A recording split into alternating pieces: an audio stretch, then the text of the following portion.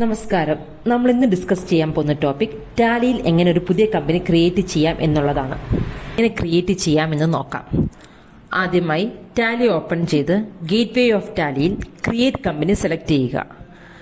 Company data പാത്തിൽ എവിടെയാണോ save ചെയ്യേണ്ടത് ആ പാത്തിന്റെ ലൊക്കേഷൻ നൽകുക. പിന്നീട് കമ്പനിയുടെ ഇൻഫോർമേഷൻസ് നൽകുക. ഇവിടെ കമ്പനിയുടെ പേര് ABC ബിസിനസ് കോർപ്പറേഷൻ ആണ്. Mailing address ജയലൻ stadium, Kaloor, Kochi. അതിനുശേഷം സ്റ്റേറ്റും പിൻകോഡും നിർബന്ധമായി നൽകുക. പിന്നീട് കമ്പനിയുടെ മൊബൈൽ നമ്പർ, ഇമെയിൽ ID നൽകുക. അതിനുശേഷം ഫിനാൻഷ്യൽ ഇയർ ബിഗിനിങ് ഫ്രം എന്നതിൽ ഏത് ഫിനാൻഷ്യൽ ഇയറിലാണോ നടക്കുന്നത് ആ ഇയർ കൊടുക്കുക. കറന്റ് നമ്മൾ 2024-25 ഫിനാൻഷ്യൽ ഇയർ ആയതുകൊണ്ട് ഫിനാൻഷ്യൽ ഇയർ ബിഗിനിങ് ഫ്രം എന്ന കോളത്തിൽ 1/4/2024 അടിക്കുക. ശേഷം ബുക്സ് ബിഗിനിങ് ഫ്രം എന്ന കോളത്തിൽ എന്നാണോ കമ്പനിയുടെ ഓപ്പറേഷൻസ് സ്റ്റാർട്ട് ചെയ്യുന്നത് ആ ഡേറ്റ് നൽകുക. ഈ കമ്പനി സ്റ്റാർട്ട് ചെയ്തത് ഫെബ്രുവരി 1-ാം തീയതി ആയതുകൊണ്ട് അവിടെ 1/2/2025 എന്ന ഡേറ്റ് നമ്മൾ നൽകുന്നു. അതിനുശേഷം എസ് അടിച്ച് ഡീറ്റെയിൽസ് സേവ് ചെയ്യുക. അപ്പോൾ നമ്മുടെ കമ്പനിയുടെ ബേസിക് ഡീറ്റെയിൽസ് അവിടെ സേവ് ആകുന്നു.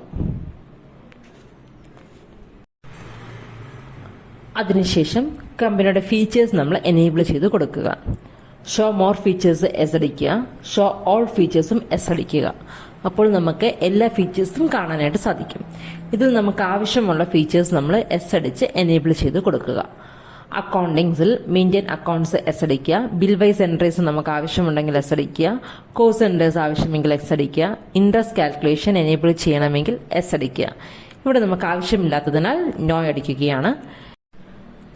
സ്റ്റോക്ക് ട്രാക്ക് ചെയ്യണമെങ്കിൽ ഇൻവെന്ററി എനേബിൾ ചെയ്യുക. മെയിൻറ്റെയിൻ ഇൻവെന്ററി ഉണ്ട്. Enable multiple price levels, enable job order processing, cost tracking ഉണ്ട്. ജോബ് കോസ്റ്റിംഗ് എനേബിൾ ചെയ്യാം. നമുക്ക് ഇൻവെന്ററി ട്രാക്ക് ചെയ്യണമെങ്കിൽ ഇത് എനേബിൾ ചെയ്ത് നൽകുക. ഈ കമ്പനിക്ക് ആവശ്യമില്ലാത്തതിനാൽ ഇവിടെ നോ നൽകുകയാണ്. GST ആപ്ലിക്കബിൾ ആണ് എങ്കിൽ ടാക്സേഷനിൽ എനേബിൾ GSTയിൽ എസ് നൽകുക. അതിനുശേഷം കമ്പനിയുടെ GST ഡീറ്റെയിൽസ് നമുക്ക് നൽകണം. രജിസ്ട്രേഷൻ സ്റ്റാറ്റസ് ആക്റ്റീവ് ആണ്. സ്റ്റേറ്റ് കേരളയാണ്. രജിസ്ട്രേഷൻ ടൈപ്പ് റെഗുലർ ആണോ കോമ്പോസിഷൻ ആണോ, അതല്ല നിങ്ങൾ സെസ്സിലുള്ള യൂണിറ്റ് ആണ് എങ്കിൽ അത് ക്ലിയർ ആയിട്ട് അവിടെ നൽകുക.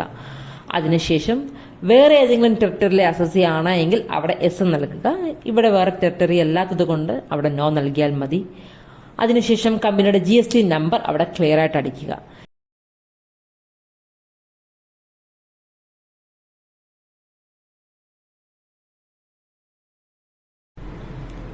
GST റിട്ടേൺ നൽകുന്നത് മന്ത്ലി ആണോ ക്വാർട്ടർലി ആണോ എന്നുള്ളത് സെലക്ട് ചെയ്യുക. കേരള ഫെഡ് സെസ് ഇപ്പോൾ ആപ്ലിക്കബിൾ അല്ലാത്തതിനാൽ അവിടെ നോ നൽകിയാൽ മതിയാകും. GST യൂസർ നെയിം ഉണ്ടെങ്കിൽ അത് നൽകുകയാണ് എങ്കിൽ അപ്ലോഡ് ചെയ്യുന്ന സമയത്ത് നിങ്ങൾക്കത് സഹായകമാകും. മോഡ് ഓഫ് ഫയലിംഗ് DSC വെച്ചാണോ EVC വെച്ചാണോ എന്നുള്ളത് സെലക്ട് ചെയ്ത് കൊടുക്കുക. ഈ ഇൻവോയ്സ് ആപ്ലിക്കബിൾ ആയിട്ടുള്ള ഒരു കമ്പനിയാണ് എങ്കിൽ അവിടെ എസ് സെലക്ട് ചെയ്ത് കൊടുക്കുക. ഈ കമ്പനിക്ക് ഈ ഇൻവോയ്സ് ആപ്ലിക്കബിൾ അല്ലാത്തതിനാൽ നോ സെലക്ട് ചെയ്യുകയാണ്. സെറ്റ് ഓർ ഓൾട്ടർ GST റേറ്റിൽ നിങ്ങളുടെ കമ്പനിക്ക് സിംഗിൾ HSN കോഡും സിംഗിൾ GST റേറ്റിലുമുള്ള ട്രാൻസാക്ഷൻസ് മാത്രമേ ഉള്ളൂ എങ്കിൽ ഇവിടെ സ്പെസിഫൈ ചെയ്ത് നൽകാം. ഒന്നിൽ കൂടുതൽ GST റേറ്റ് ഉണ്ടെങ്കിൽ നോട്ട് ഡിഫൈൻഡ് ആണ് നൽകേണ്ടത്. ഇവിടെ നോട്ട് ഡിഫൈൻഡ് നൽകി ലെഡ്ജറിൽ റേറ്റ് കൊടുക്കുന്നതാണ് എപ്പോഴും നല്ലത്. അഡീഷണൽ കോൺഫിഗറേഷനിൽ HSN കോഡിന്റെ മിനിമം ലെങ്ത് ഓഫ് ഡിജിറ്റ് നൽകാവുന്നതാണ്.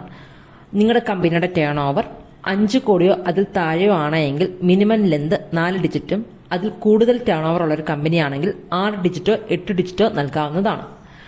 GSTയുടെ അഡ്വാൻസ് അഡ്ജസ്റ്റ്മെന്റ്സ് നൽകണമെങ്കിൽ ഇതിൽ എനേബിൾ ചെയ്യുക. TDS എനേബിൾ ചെയ്ത് കമ്പനിയുടെ ടാനും ലിമിറ്റ് ഡീറ്റെയിൽസും നൽകുകയാണെങ്കിൽ TDS കംപ്ലയൻസ് ചെക്ക് ചെയ്യാൻ സാധിക്കും. ഈ കമ്പനിക്ക് TDS ആപ്ലിക്കബിൾ അല്ലാത്തതിനാൽ നോ നൽകുകയാണ്. ബാക്കി ഫീച്ചേഴ്സുകൾ ആവശ്യമുള്ളത് എനേബിൾ ചെയ്ത് എസ് അടിച്ച് സേവ് ചെയ്ത് കഴിഞ്ഞാൽ കമ്പനി സേവ് ആകും.